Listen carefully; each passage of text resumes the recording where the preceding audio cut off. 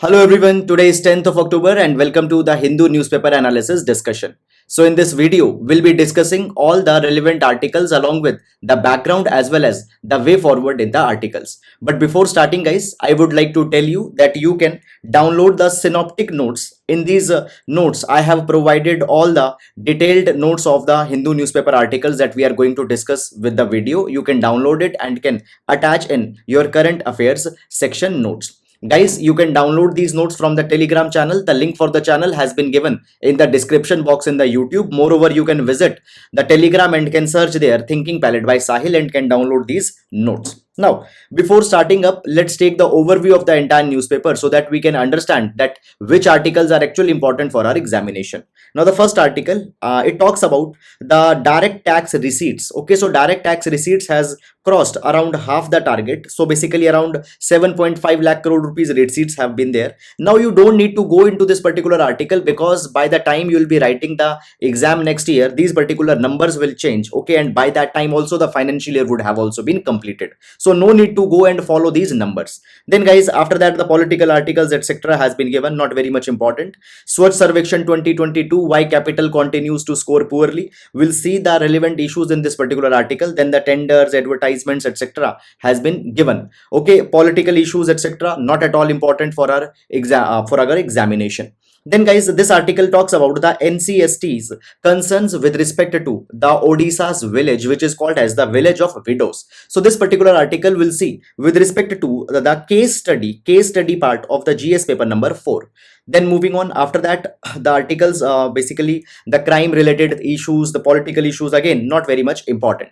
So directly we'll reach to the editorial section, and in the editorial section first article talks about that why Indian incorporation needs to take a Hanuman leap. So the article talks about the public investment, a good article for GS paper number 3. We'll see this article. Then the fate of chips. So this article talks about the semiconductor chips industry. We'll see this article also. Then status beyond faith. Now this article talks about a new commission that has been constituted to see that whether the Dalit converts can be given the SC status or not. Fine. So we'll see this particular article also. Then peace prize politics. This article talks about the Nobel Prize for the category of peace that was given recently.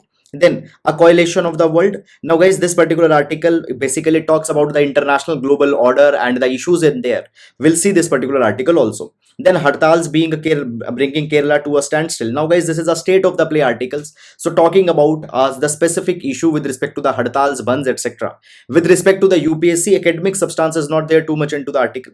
Then inflation peaks in Europe as Russia squeezes oil supply. So guys, we know this particular thing that the Russia-Ukraine war is going on, and because of the Russia-Ukraine war, fine, Russia has halted the supply of natural gas to the Europe. Moreover, the Russian oil supplies have also been restricted, and basically this particular thing has sold up the inflation. Fine, and you can see that the inflations are going at very high numbers. Now the article gives basically the inflation levels and the food energy shortages into the different countries, UK, Belgium, France. Now you don't need to go and track the inflation in all of the European countries for the sake of our examination. Not very much important. Moreover, these things will also be changing from time to time. So no need to go too much into the detail in that. Then moving on, the action plan against Delhi's air pollution. So this article talks about the graded response action plan that has been launched. So we'll see that particular article. Then guys, the programming languages running the crypto economy. So guys, this article talks about the languages. For example, the C++ languages there, C++, Python, etc. The languages that are used to make these programs. Fine. Now the article doesn't contains any substance with respect to the UPSC examination. Okay, so no need to go into this particular article. The computer languages etc., the commands etc. are being discussed. It is a cache article. Fine. Then moving on. So this article is from the archives. From the archives means that this particular article was published earlier. So this is an article from 2017, and this particular article talks about the death of the Gauri Lankesh, who was an activist. So the article is talking about that how Gauri Lankesh was an activist and she stood for some important ideologies, but there was the kind of a clashes that came with the government and how the BJP clash and all those kind of things are being talked about. Now this is a politically inclined article. No need to go for the examination because that particular issue is being discussed. Moreover, it is a 5-year-old article. No need to go there. Then moving on, After that, campaign against drugs will be a national drive. Okay, so basically guys, we find this particular thing that the drug menace has actually become a really big problem, and particularly into the northeast. Fine. So basically the article talks about that we need to basically we need to sensitize our youth so that they can move away these against from these drug abuse, etc. So as we are celebrating the Azadi ka Amrit Mahotsav, and the next 25 years, which is an Amrit Kal, we need to also get an independence from the drug menace that plagues the country. Then the political articles, not important. Indian Navy to join Malabar exercise. Okay, and we'll see this particular article. Then guys, Rajasthan rebellion shows Gandhi's diminishing clout. Political article again, no need to go into this particular line. Okay, then guys, moving on, Uddhav faction submits alternative symbol and party names. Now basically we find this particular thing that into the Maharashtra. Okay, so basically there are the crises onto the front of the Shiv Sena are going on with respect to the party name. So all that kind of a thing. Now you see this particular thing that this entire battle is not important for our examination, that okay, Uddhav faction will get the symbols original name or the other faction will be getting it. Okay, then moving on. After that, UN peacekeepers need robust mandate. We'll see this article. Disparity among the state into the eye donation is being discussed. Fine. Then guys, China's Communist Party holds up meet to set agenda for upcoming Congress. So this is the session of the CPC that has held into the China. Briefly, we'll see this article. Crimea bridge blast act of terrorism by Ukraine. Now the Russia-Ukraine war is going on, and every day there are attacks and counter attacks are going on. So on that thing, there is one article almost that comes every day. Fine. Then moving on. After that, guys, so today is Monday. On Monday, business page doesn't comes. We have this money wise page which contains the investing, all such kind of an advices. But for the UPSC, you don't need to follow this particular page. Okay, so stock market advisories, etc. are given here. And then we have the sports page. Okay, so guys, this is about the overview of the entire newspaper. And now let's discuss all the relevant articles one by one in that detail. Now, in every class, guys, we start with the GS quotation, which can be used in one of your papers. So today we'll take the quote from the Albert Camus. Now, the Albert Camus is a prominent philosopher and the thinker.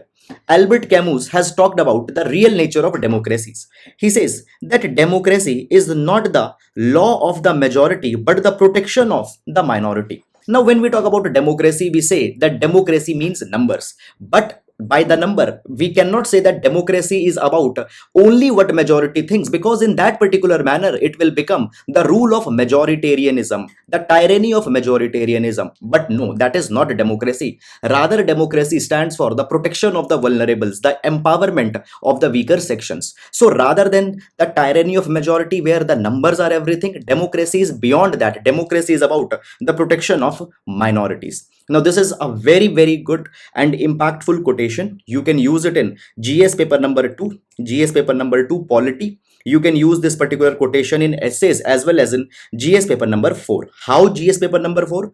Because guys, democracy really means the protection of minority, and how the protection of minority will happen? Only with the moral character, only with ethical politics and ethical governance. Fine, so you can use it. That is all about the GS quotation. And now let's take the first article. Okay, so guys, let's start with the first article. So the heading of the first article reads that Swatch Service 2022 has been released and why the capital continues so poorly. Now, first of all, this particular article will see with respect to the GS paper number 2, the schemes of the government of India, schemes by the government of India. Now, first of all, what has happened? So the results of the Swatch Service 2022 has been announced. Now guys, when we talk about the Swatch Service survey, first of all, certain important points which are relevant for our prelims examination. See, it is the world's largest urban sanitation and cleanliness survey, and it is conducted by the Ministry of Housing and Urban Affairs. And this Swatch Service survey, it is a part of a bigger flagship scheme, flagship program, that is the Swachh Bharat Mission Urban. Now, what is the goal or what is the philosophy behind this Swatch Service survey 2022? That is something that you have to understand first. Now guys, basically the philosophy behind this Swatch Service is to instill a spirit of competitive federalism. It is to instill the spirit of competitive federalism. Now, what do we understand by this competitive federalism? So basically, it has been provided that the competition can be used in a positive manner to mobilize the states, to mobilize the districts, against each other on some of the healthy parameters. For example, guys, in this Swatch Sarvekshan survey, the cities and the states are ranked onto the basis of cleanliness. Now the cities which are top performing, they will enhance their efforts so that they can maintain that top ranking, and the states which have been ranked at the low, the cities that have been ranked at low, they will get an additional incentive that they have to work, they have to really take an effort so that they can also move in the ladder upward. Because guys, you know this particular thing, that when we talk about tourism, it is directly connected with the standards of sanitation that are there in a state or in a district. So the spirit of competitive federalism is promoted by the Swachh Sarvekshan survey. Now guys, the Swachh Sarvekshan survey also aims to mobilize the people so that the people also contribute in cleanliness. It aims to mobilize the resources so that the urban local bodies, state government give enough of the funding for the solid waste management and all such kind of things. Then authorities, so as the cities are being ranked, what happens if a city is performing poor, then it is accountable to the state government. So the authorities, they are enrobed, they are held accountable. Fine. So this is something that has happened. Now guys, basically the aim of the ranking is not just to get the cleanliness in one particular edition, but it is aim is also to maintain the sustainable practice. Aim is to maintain the sustainable practice in the sanitation also. And at the same time, the citizen participation, they are very important component, and the citizens are encouraged from time to time. Now guys, recently the Swachh Sarvekshan 2022 ranking has been announced, and the president of India had awarded the award of the cleanest city to Indore, and the Indore had got this award for the sixth consecutive year.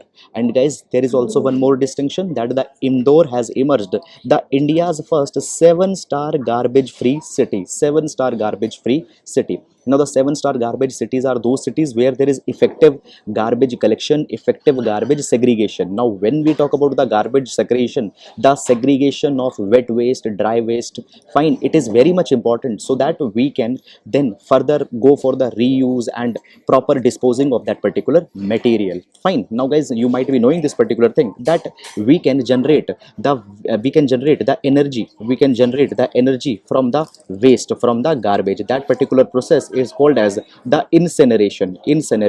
But sometimes what happens, because the wet garbage is mixed with the dry garbage, the incineration becomes difficult. So the proper sorting, proper collection, proper distribution of the garbage, it is very much important. And on that particular thing, the Indore has got the 7-star ranking. And after that, there are other cities who got the 5-star ranking, and there we have the example of Surat is there, Bhopal is there, Mysuru, Navi Mumbai, Vishakhapatnam, and Tirupati. So these are the cities which had got the 5-star ranking on this particular parameter. Is it clear or not? Now guys, further, if we talk about little bit more details,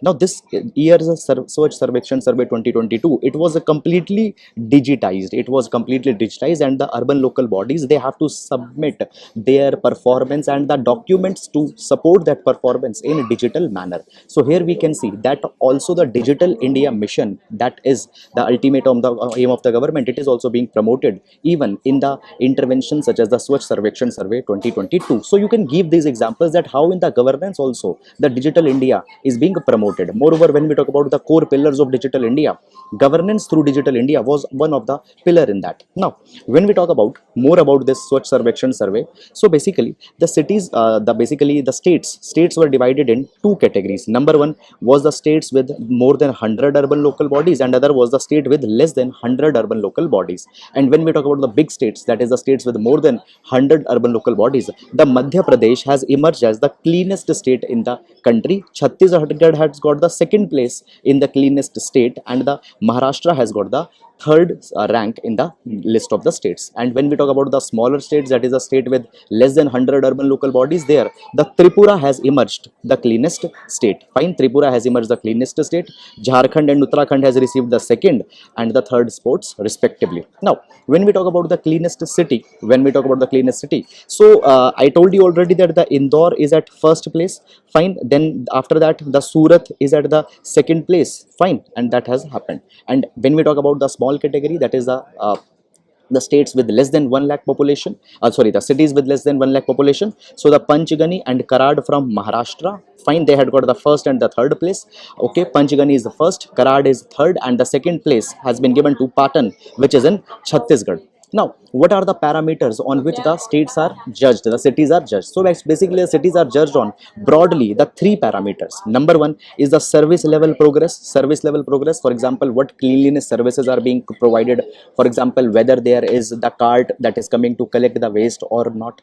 Then after that, there is the performance of the then there is the certification based on to the waste management. Now, whether the effective waste management is there, simply the waste is being dumped into the landfills, or it is being reused, it is being converted in energy or not. So what are the waste management practices, that is seen. Then on the sanitation, we see whether the city is a garbage free city or not. And then the open defecation free category is also seen, ODF, open defecation free. Now, what is the open defecation free? Open defecation free is a status given under the Swatch Bharat mission, and this status is given if in the 24 hours not even a single person is found defecating, then defecating in the public place or at any place, then we give the open defecation status. Apart from ODF, there is also the ODF plus. So ODF plus is given when in 24 hours nobody is found defecating plus nobody is found urinating, plus the public toilets are being maintained and they are in good condition. And after that, there is one more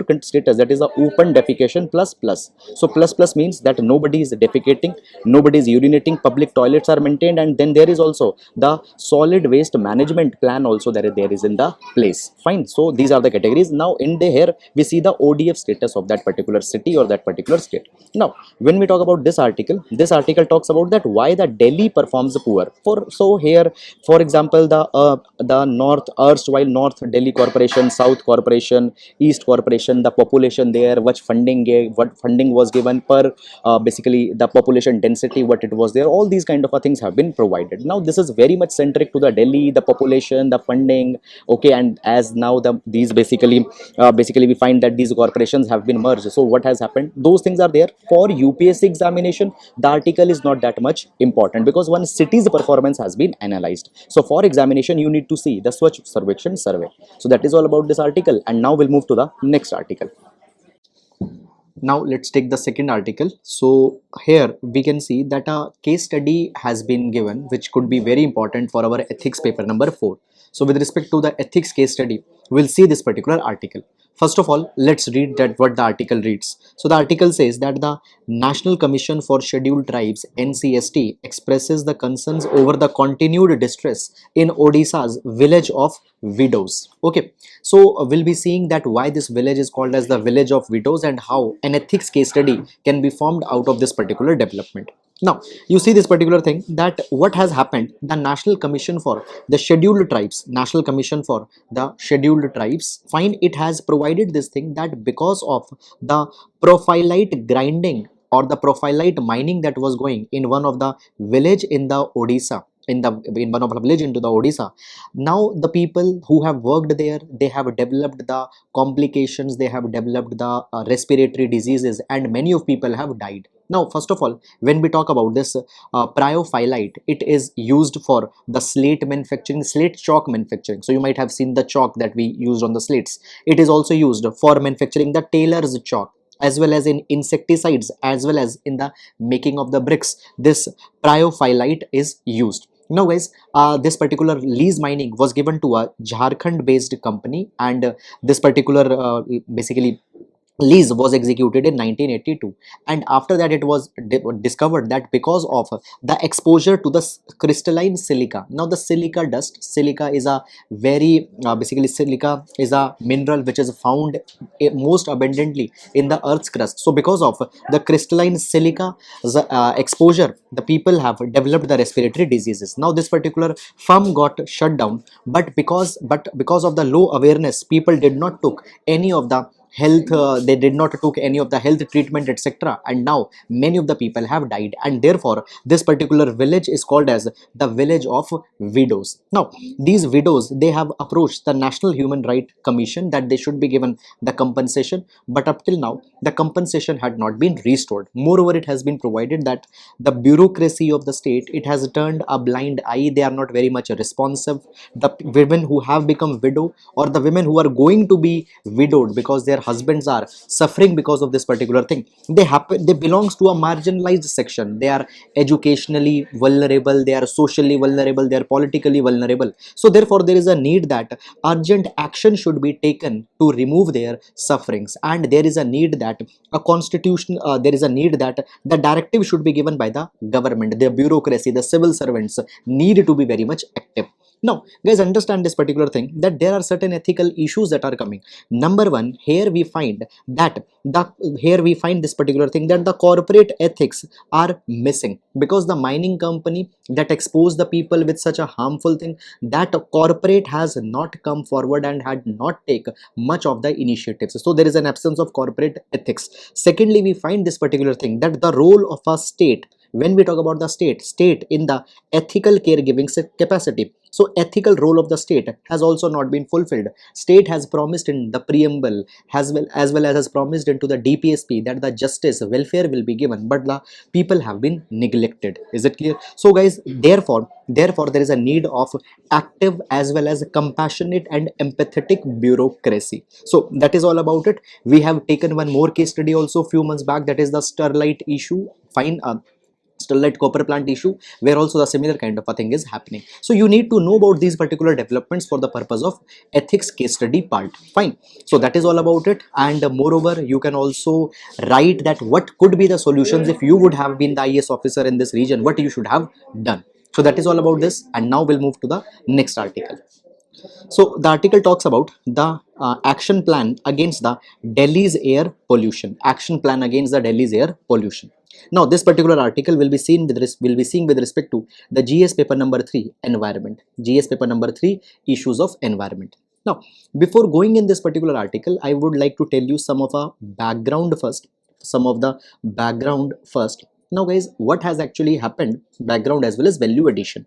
So basically the National Green Tribunal as well as the Supreme Court repeatedly had said this thing, that the Delhi becomes the gas chamber in the month of October and November. It becomes the gas chamber, and the article number 21, right to life, which includes the right to clean air, the article number 21 gets violated. Now this pollution is because of the geographical natural factors, as well as there are the human made anthropogenic factors also. Now when we talk about geographical factors, during this particular time there are very feeble winds that are there. Moreover, we also find that as the temperature dips down, what happens, the ground becomes cold, and the air which is already polluted, it tends to stay more longer on the ground, where it impacts the people. Okay, and because of the air conditions, this geographical phenomena emerges. And secondly, what are the anthropogenic reasons, man-made reasons? During this particular time, there is a stubble burning that happens into the states of Punjab, Haryana and Western Uttar Pradesh. After that, there is the cracker bursting that happens. Okay, and then there are vehicular pollution, industrial pollution, that also complicates the situation. So therefore, in order to preserve the article number 21, what has happened, there is the graded response action plan that has been designed for the North Delhi, graded response action plan. Now when we talk about the graded response action plan, it is a kind of a multi-pronged strategy to mitigate this winter pollution problem. Now the Central Pollution Control Board has provided that what can be done in order to reduce the pollution problem. On that particular basis, now that particular basis was given to the Supreme Court in 2016, and all these recommendations step by step that were given, they became the framework of the graded response action plan. Now what do we mean by this word graded response action plan? Graded response means that as the situation will become exacerbated, more and more interventions will be brought, more and more steps will be taken. For example, when the pollution is a problem, okay, we'll do certain things. When the pollution becomes more severe, more steps will be added. When it becomes even more severe, more steps will be added. We'll see those particular phases. So graded response action plans means that as the situation will become more and more severe, more and more steps will be added. Now, when we talk about the pollution as a problem, I told you that stubble burning in Haryana, Punjab, Western Uttar Pradesh is a big problem. So obviously the multi-state cooperation is needed. Now, already in this particular direction, the central government constituted the Commission for Air Quality Management. Now, this Commission for Air Quality Management will try to streamline the actions across the different states so that they can come together and can deal with this as a one problem. Now, earlier Haryana used to say that it is because of Punjab, Punjab is used to say that it is because of Haryana, and all this thing was there. So the Commission for Air Quality Management will bring all the stakeholders together and they will be fighting in this particular direction. Now guys, what has happened this particular year, the graded response action plan has been implemented now, so therefore it has come in the news. Now, what are the stages of this graded response action plan?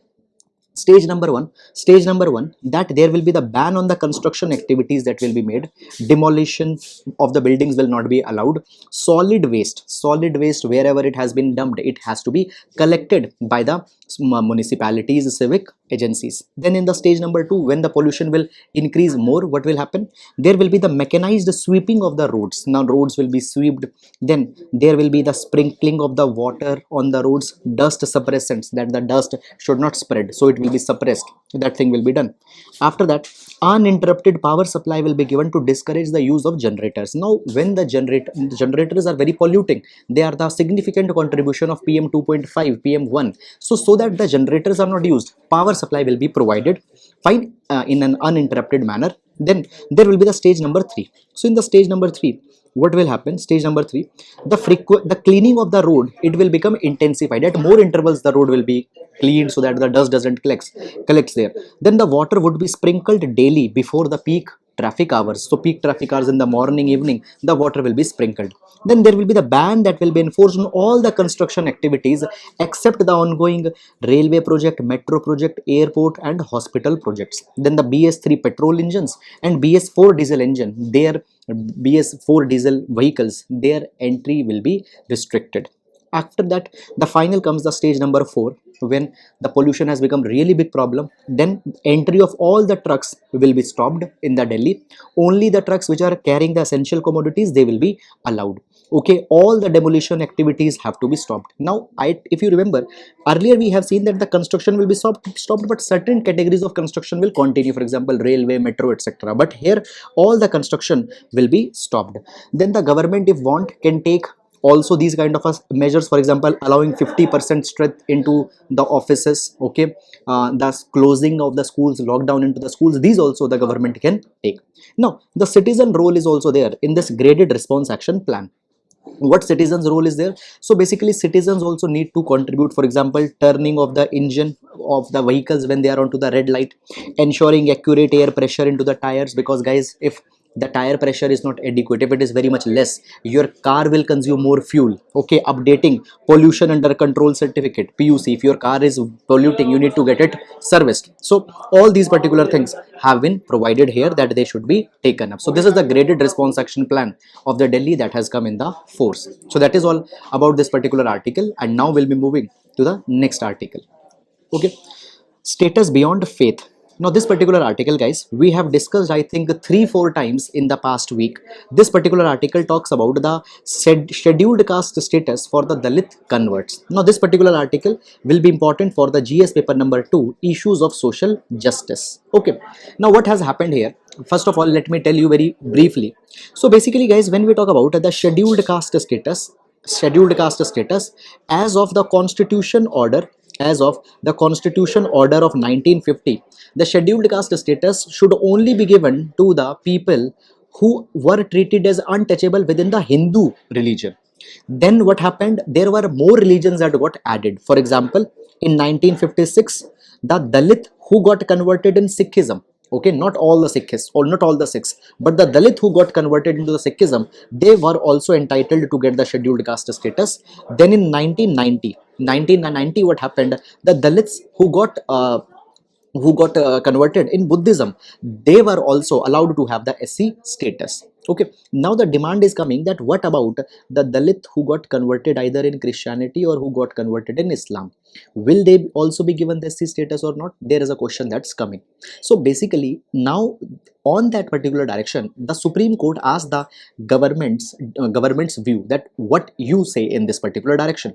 Now, guys, on this particular line, the center government has recently taken a decision where a three-member commission has been constituted. This three-member commission will study this particular issue of extending the scheduled caste status to all those who have historically suffered discrimination and untouchability regardless of the religion they now profess. It says that, see, I told you that only the Dalits who got converted in Sikhism and Buddhism, they are given the scheduled caste status, not other people, now not the Dalit who got converted in other religion.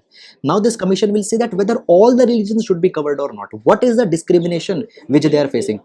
Are they still facing the discrimination when they change the religion? Do they still need the SC status? That is something that will be seen by this particular commission. Now, already, actually in 1985, the Supreme Court has agreed with this particular thing, that the historical discrimination may continue even after the member of SC category had converted to other religion. Okay, suppose I am a Dalit, I got converted to religion, still I will be treated in some that bad manner that I was earlier was being treated. So by changing religion, discrimination doesn't ends, and because by changing religion, discrimination doesn't ends, the Dalits who are converting, they should be given the SC status irrespective to the religion in which they are changing. But at that particular time, Supreme Court felt that there was not enough material outlining the condition after conversion. We agree that can happen, but we don't have some substantial proof. Okay, so at that point of a time, nothing happened. Now this Balakrishnan commission, okay, so this three-member commission, it will be headed by Justice KG Balakrishnan, so it's called as Balakrishnan commission.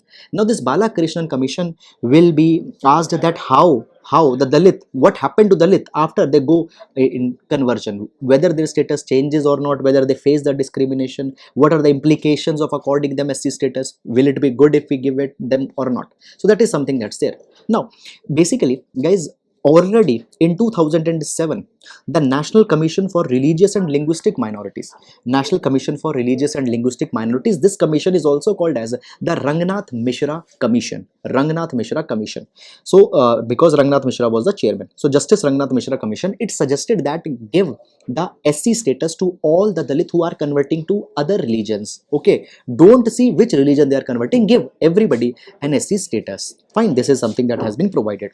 Now guys, what are the counter views? Counter views is something like this. It is being said that actually discrimination and deprivation, they are only into the Hindu social order. If they have changed the religion in Islam, in Christianity, there is no such inequalities existing, and when they have changed the religion, why there is a need to give that? Moreover, it has also been provided this particular thing, that this particular thing will act as an incentive as a mass conversion. Okay, what happened, people, the Dalits, they might convert to another religion, okay, because they know that even if they got converted to Islam or Christianity, their SC status will not go away. So this will lead to mass conversion. This is a viewpoint that has been provided. You agree with it or not, fine, that is a different matter, but it has been provided by the government. Moreover, it has also been provided that if so many people will be brought into the C category, what will happen, the reservation pie available, the reservation benefits that are available to the Dalit among the Hindus, that benefit will shrink. Is it clear or not? Okay, so guys, if obviously more and more number of people will be included, then the benefits will reduce. So these are all the issues that have been provided in this particular direction. So that is all, guys, about this article, and now we'll move to the next article. Peace Prize and Politics. Okay, now guys, this particular article, it is talking about the Nobel Prize in the category of peace that has been given. The Nobel Prize in the category of peace that has been given. Now guys, when we talk about the Nobel Prize, fine, in the past week we have already discussed the Nobel Prize for the medicine that was given for the clean DNA technique. We discussed that particular thing in the last Tuesday video. Then the physics Nobel Prize we already discussed, where the prize for the quantum mechanics was given. We discussed it on Thursday video. On Wednesday newspaper was not there, so on Thursday we discussed it.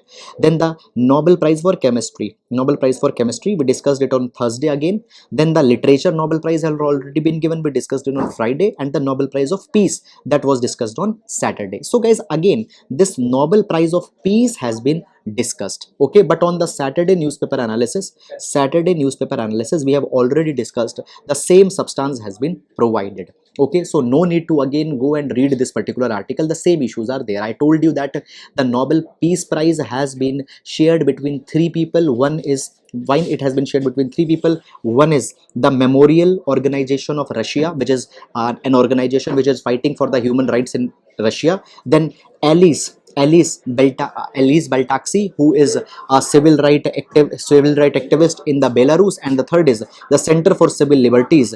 Again, this is an organization of Ukraine. It is a symbolism. Why? Because Russia, Ukraine are in war, and the Nobel Prize is being given to an organization of Russia, to an organization of Ukraine, as well as a Belarusian activist. So this is a symbolism. Okay, it has a lot of value with that. Fine. So beyond that, nothing is provided. If you have seen, no need to go and read this article. And if you have not seen, I'll highly advise you that please watch the videos, because these Nobel Prizes have been given. Now, one thing I want to tell you, that the Nobel Prize in Economics will be given today. That is 10th of October. So tomorrow, that is on 11th of October, we'll see the Nobel Prize in Economics, and then all the Nobel Prizes, that is the 6 categories in which the Nobel is given, it will be completed. And tomorrow I will share a consolidated PDF. In that consolidated PDF, I'll put all the Nobel Prizes, their contributions and everything. So you can see it there also. Okay. Now we'll move to the next article. The coalition of the world. The coalition of the world. Now, this particular article, it talks about this. It talks about basically talks about the stakes that India will be having when India will be assuming the presidency at important multilateral bodies. So therefore, the article will be important in GS paper number 2. GS paper number 2, international relations. Fine, multilateral bodies, and India's role in these multilateral bodies. We'll see this particular article now.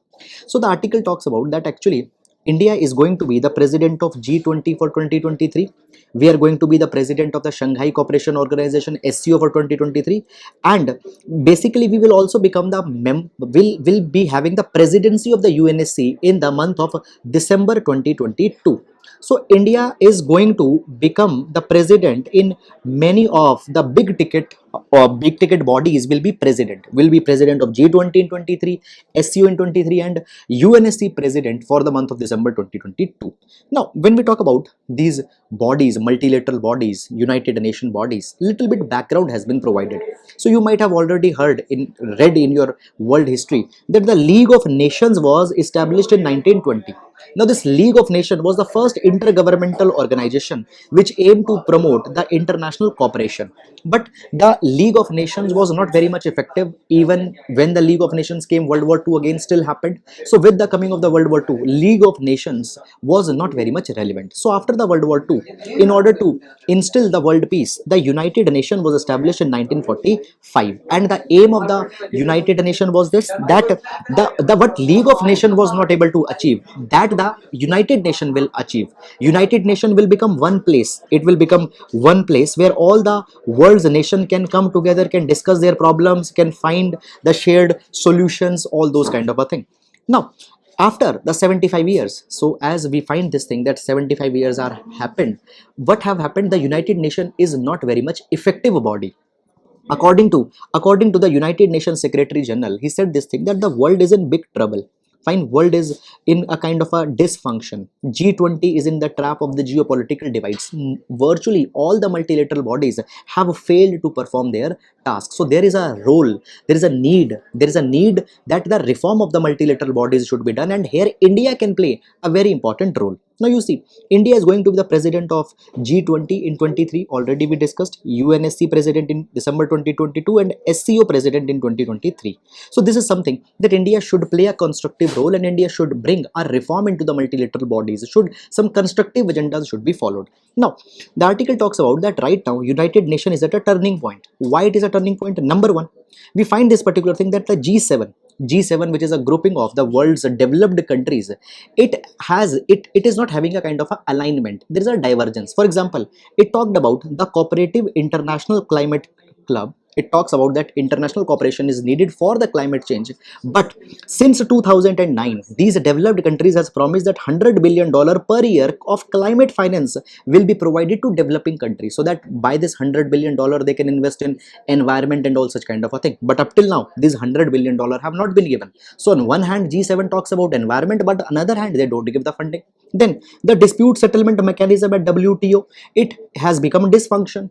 There are many of the trade disputes between the member countries. There is a dispute between the developed and developing countries on the matter of subsidy, but WTO did not solve that particular matter. Then at the same time, we find that the China is developing its own set of multilateral institutions. China is developing the Belt and Road Initiative, okay, by which it is developing the infrastructure, fine people to people connectivity, all these things are being developed. Okay, now why China is developing this Belt and Road Initiative? It is in opposition to the global institutions which talks about providing infrastructure. So China is establishing their own parallel institutions. China is also focusing on Global Development Initiative 2021 and had also linked the Global Security Initiative 2022. Okay, now what is this Global Development Initiative? China focuses to provide connectivity. Global Security Initiative, China wants to provide the capacities to the country so that they can deal with the security challenges, terrorism and all such kind of a thing. So China is promising virtually everything: digital governance, non-traditional security, for example, the security from cyber security, all such kind of a things. Now whatever international system has not covered, China is providing the protection, China is providing the framework in that direction. So China is becoming an alternative to the global world institution. This is something that is happening. Now guys, when we talk about this particular thing, it has been provided that there is a clash of institutions which shows the deepening divide between the Atlantic power, the Western powers, and the Russia China that is there. Okay, now there are the rest of the countries. Now what are the rest of the countries? The middle nations, for example India, Japan, they need to play a very important role in this direction, so that the multipolarity that is again coming, it should not be there. Now in the the bipolarity that is coming. Now what is this bipolarity? Bipolarity, on one hand we have West and on other hand we have China, Russia. Okay, so right now when we talk about the multipolar world, okay, there are new rules that are to be established which will promote the human well-being. Okay, Vasudev Kutumbakam, we always say that the world is one family. So this Vasudev Kutumbakam, where cooperation, okay, and cosmopolitanism, such kind of a thing comes, we need to establish that. Moreover, India has always been the forerunner for environment. Fine, we have already started the LIFE initiative, which stands for lifestyle for environment. Now in that, climate change India is tackling, India is bringing the change at the societal level, and more deep rooted changes are coming. So in line with the life or the lifestyle for environment movement, India should propagate the sensitivities by the other countries also. So therefore, the article concludes that India, as it is going to become the president, India should promote the Vasudev Kutumbakam, okay, in the United Nations Security Council, as well as all the other bodies that it will be taking over. So that is all guys about this particular article. I hope that you have understood this article, and now we'll move to the next article. Now guys, let's start with this particular article, that is why India incorporation is not taking a Hanuman leap. Now this particular article will be important for GS paper number 3, issues related to Indian economy. GS paper number 3, issues related to the Indian economy. Now guys, this particular article is talking about that why India needs to increase the public investment, because the private investments right now are not coming. So first of all, in this particular article, a recent incident has been mentioned where the finance minister has met with some of the corporate leaders. So what has happened? There was a meeting going on between the finance minister and some of the industry leaders, and the finance minister said that there has been very sluggish corporate investments. The corporates are not investing in infrastructure, they are not generating the employment. It has been said that actually government is very business friendly, and because of the business friendly nature of the government, what government has done since 2019, the corporate taxes have been reduced by the governments repeatedly. For example, they have been reduced to 20% from 30% for the existing corporates, and for the new manufacturing companies it was earlier 25%, and from 25% it has been reduced to 15%. So the corporate taxes have been reduced into the past, but in that particular line the investments by the corporates have not been increased. So the finance minister said that it has provided that like Hanuman in Ramayana was to be reminded about the inborn strengths of the Lord Hanuman. So the corporates also expect that they are needed to be reminded about what their duty is. So Hanumanji was to be reminded. So do they expect that they are also to be reminded of that thing? This is a kind of an analogy that has been given. Now, this particular analogy has been first of all called by author as it is a misplaced analogy. Why? Because in the Ramayana, the Lord Hanuman was devoted to the Lord Ram and was ready to risk his life for the Lord Ram. But the industries, they are not devoted to the government. Industries only look about their profit. If they will have any profit, they'll invest, otherwise they'll not invest.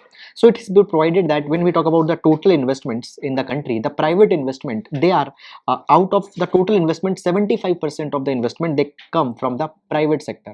So 75% capital formation is by the private and the rest is the government. And now the private sector is not investing. It's simply because that the private sector doesn't have a kind of a confidence in the economy. Now it's being provided that since government came in 2014, it has provided that our goal is minimum government will not interfere, and government has thought that magically by giving the goal of the minimum government, the private sector investment will increase. But actually the private investment or private capital formation is very stagnant from after 2011 and 12. So 2011 and 12, the private investment peaked, and after that it is coming down. It's provided that actually what happened, the Indian economy was in a boom state in till 2008. But you might be knowing that in 2008-9 there was a global financial crunch that came, and after the global financial crunch that came, the economies around the world, they went in a kind of a recession, and at that point of a time Indian economy also suffered. So after 2008-9, what happened, at that time finance minister gave some stimulus, and by that thing Indian economy was supported. Now today when we talk about the private investors right now don't have much faith in economy, and they might not be turning positive also anytime soon. So only by saying the minimum government, it will not bring the private investment. They are needed to be given some kind of a support. Now if we analyze the performance of Indian economy since 1947, first whenever the public sector has invested, that has given an impetus to private sector, and only once public sector investment came, the private sector has followed. There are many examples in this particular line. For example, 1950s, 1970s and early 2000, all the events of private sector growth came with the public sector interventions. So the article suggests that actually crowding in, okay, rather than the crowding out, will help in the capital formation. Now what's this crowding in? So basically crowding in simply means that first, if the government will put the money, that particular thing will bring the public, will bring the private investment. Usually guys, it is believed that there is the phenomenon of crowding out that prevails. Now what is crowding out? Crowding out simply says that if the government will borrow too much of money, if government will invest too much of the money, what will happen? Private sector investment will not come, because if government will borrow too much money, private sector will not have money to borrow. If government will borrow from bank, private sector will not have any option. So crowding out, it means that private sector investment will not come. But rather crowding in is true. Crowding in means that if government will invest, rather more private investment will come. So the crowding in and crowding out are opposite. So the article says that crowding in is true, crowding out is not true. Fine. So therefore it's provided that actually government, however, from long has not invested significantly into the economy, but this thing is now changing. For example, the union budget of 2022 that came, government has provided that it will be increasing the capital spending and money will be invested. However, this particular thing will show its result in times to come. It might take 5-7 years, fine, when this particular result will come out. Moreover, even the IMF had said this thing, that the engine of growth in the developing economy is the public sector investment. So government needs to invest first, but then government need to focus on two things. Number one, government need to focus on the types of project that it's choosing. It should invest in those projects which bring the economic worth in the long term. And second is that inflation, actually, now you see, if government will invest, obviously it will lead to more money supply in economy.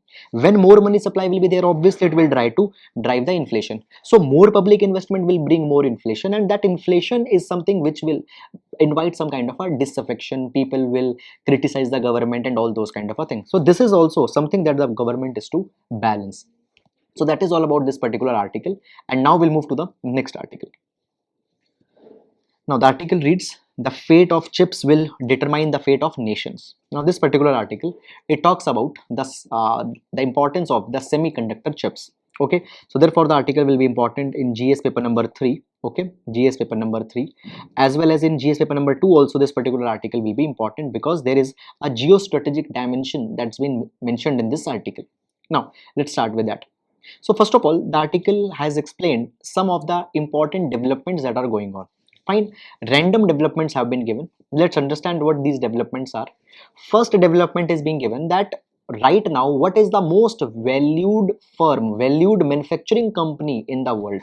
It's TSMC's fabrication plant. TSMC, it is Taiwan's biggest semiconductor chip manufacturing company. It is the world's most expensive and valuable factory right now in the world. Right now, the Taiwan, South Korea, US, Japan, Netherlands and China, they are the only companies which are manufacturing the semiconductor chips. Today's semiconductor chips are the most important component in any kind of electronics. The computational capacity in any electronic item, it is given by the semiconductor chips. Second development that's being given is that Russia appears to be unable to dominate the Ukraine. Now the article says that actually Russia is using the brain then brawn then brain. Brawn means Russia is using power rather than the brain. However, Ukraine is using the brain. What Ukraine is doing? So Ukraine in the war, it is using the precision guided missiles to fight the Russia. Now these precision guided missiles, they have very high accuracy, and by that particular thing, Ukraine is more effective. Russia has very few precision guided missiles. Why? Because the Russia is unable to manufacture that at the large scale. Why Russia is not able to manufacture those missiles? Because those missiles need highly sophisticated semiconductor chips, but Russia is right now not able to get those semiconductor chips because the sanction that's been imposed by USA. Fine. Moreover, there is one more third development that has been talked. It says that the Toyota, fine, just shut down its production assembly at some of the domestic plants in Japan due to the shortage of chips. So you see, what is the most valuable company? The company which manufactures the chips. The war right now is not in the favor of Russia because it doesn't have those chips in their favor. The car manufacturing has got suspended. So therefore it's being provided that actually today the semiconductor chips play a very important role, and the fate of the nations will be dependent as what capability they have to manufacture the chips. Today these semiconductor chips are used in defense, telecom, electronic, mobility, vehicles, etc. everywhere. And this chip shortage might not end till 2023. If there is any natural disaster came in South Korea or Taiwan, it will further worsen the crisis. So therefore, the capability to manufacture these chips is very important. If any country has that capability, that country will dominate. Today, the USA, European Union, Japan, India and China, they have invested more than $200 billion so that they can manufacture these semiconductor chips. Is it clear or not? Okay, so that is something that is going on. Now India has also taken the visionary step in this particular direction. If you remember, we have discussed that India has announced the 76,000 crore rupees production linked incentive scheme, where for the chip manufacturing, the incentives, okay, even onto the capital equipment, machinery, even for that incentives are being given. But this particular thing in India should not be foxconned, What this thing means in very simple words. So basically what happened when the Donald Trump was the US's president, the Foxconn. Now Foxconn is one of the world's biggest electronics manufacturer. Now the Foxconn basically signed an agreement with the USA that they'll establish a plant there. They were also promised the subsidized land and all such kind of a thing. But later, this particular thing did not materialize. It was not able to make through that. Okay. So the Foxconn, it said that they will develop the world's biggest LCD panel plant, but it did not happen. The same thing can happen in India also, because in India also we have promised that we'll give the land and every support, but do we have that capacity? First of all, one manufacturing plant, it cost $15 billion to $20 billion, and the entire money that we have devoted is 76,000 crore rupees. Fine. So even we cannot sponsor one plant, and we are talking about multiple plants. Second thing that's coming is that basically there are many things that are required for a semiconductor chip manufacturing plant. For example, they want ultra clean water. Clear? They want ultra clean water. They want the steady electricity. Okay, steady electricity. Now, the states, can they promise that billions of gallons of water, steady electricity, land, and all those kind of things, and even the money? So that is something that we need to focus upon. So we need to take this particular thing, that today the major economies, they are using, they are trying to build their might in the semiconductor manufacturing. India should also focus on that thing more seriously. So that's all about this article. Now we'll move to the next one. Okay, now this particular article, it talks about the issues of eye donation. Okay, so this article will see with respect to the social justice topic of health in the GS paper number 2. Even when we talk about the article number 21, article number 21 talks about the life, the right to live with dignity. Now, if the people are getting the cornea donations, if the people are getting eye transplants, they'll be able to live in a more dignified manner. And then empathy, GS paper number 4. Now, what the article is talking about? Article is talking about the eye donations. So the article, it provides the data that has been given. Now, according to the National Blindness Survey, which was carried between 2015 to 2019, 4.8 million people are visually challenged in India. So around 48 lakh people are visually challenged in India. And the corneal blindness is the second common type, accounting for 7.4% of cases. So nearly 48 lakh people are having the visual impairments. In this particular thing, an eye donation, a cornea donation to these people can help them to live the dignified life. So in that particular thing, we need more and more donations. But the data provides this particular thing, uh, that actually no cornea was collected in some of the states in 2021-2022. Fine, there are certain states which are performing better, but then there are many states which are performing very poor. I'll tell you that thing. So according to the government data, Goa, Jammu Kashmir, and northeastern states, and Andaman and Nicobar Island, fine, and even the Lakshadweep, they have recorded the zero cornea collection in 2021-2022. Now this is the data revealed by an RTI. This is an data that is revealed by the RTA. Now, it's provided that what are the reasons that the states such as the Goa, Jammu and Kashmir, northeastern states, Andaman Nicobar Island are not able to go into the lines of eye donation. So there are the reasons. Okay, what are the reasons? Number one, there is a lack of awareness. People don't know how to donate. There are the myths surrounding the eye donation. People think that if the eyes will be donated, then the next birth that will be there, the person will be born without the eye.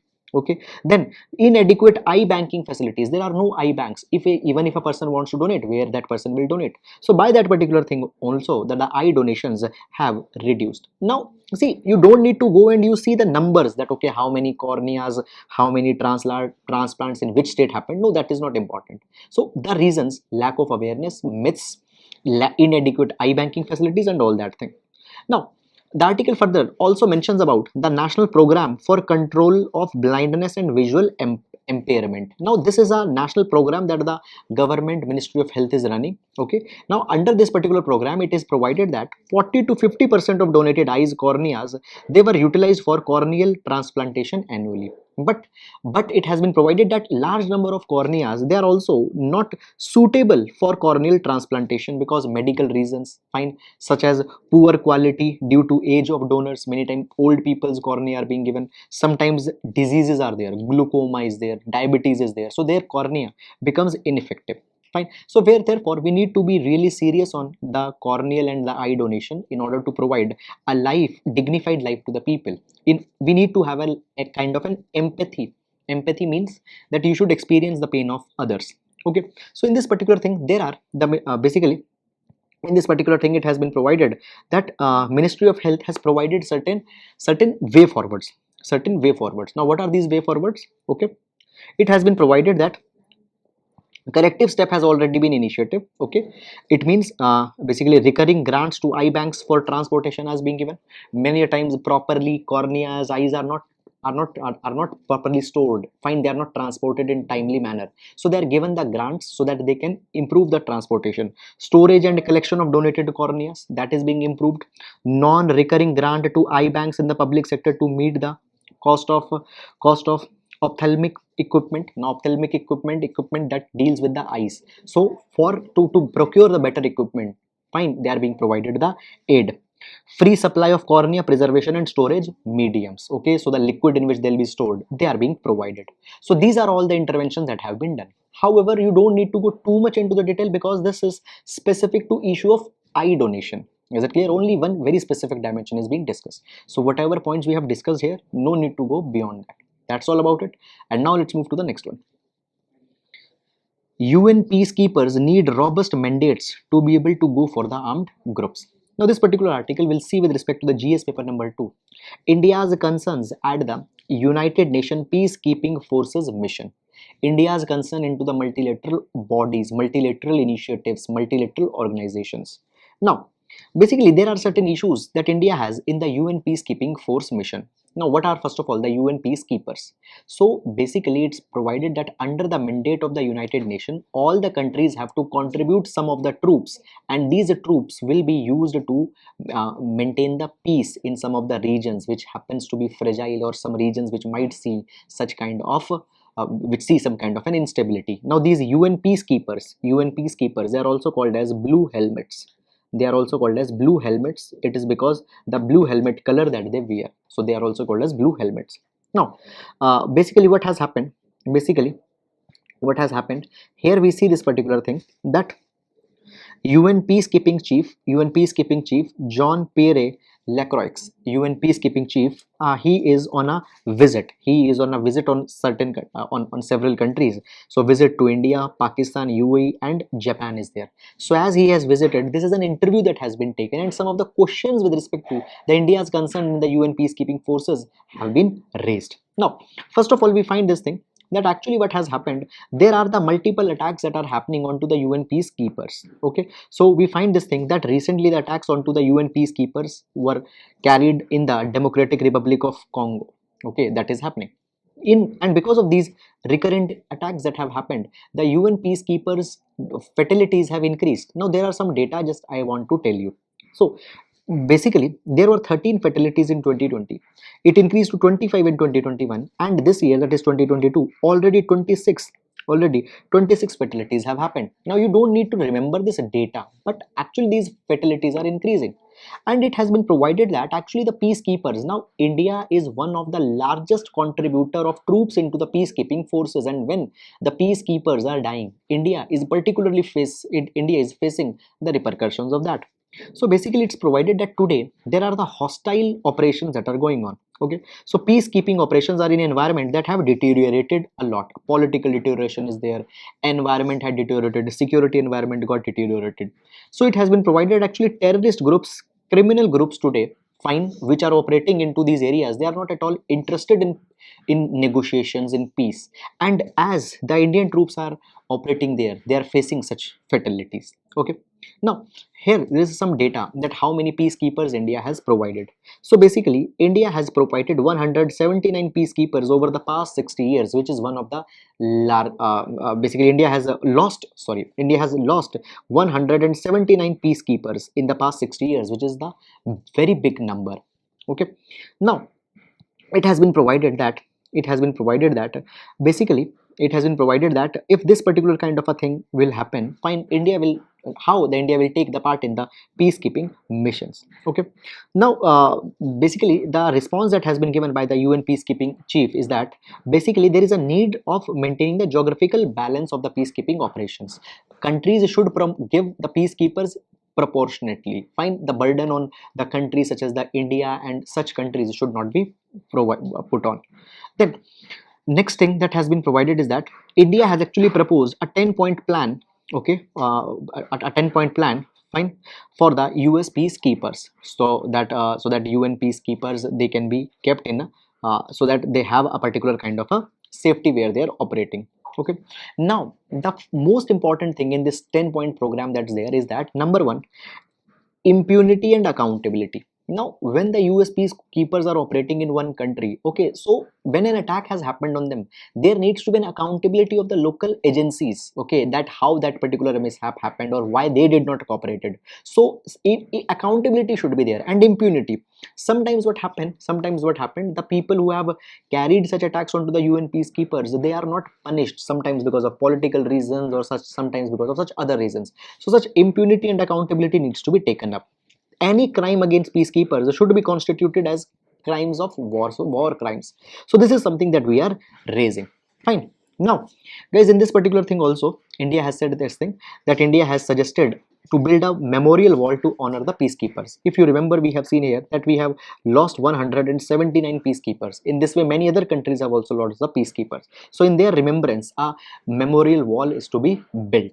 Clear? So the ones who lost their lives under the blue flag, they should be remembered and they should be honored.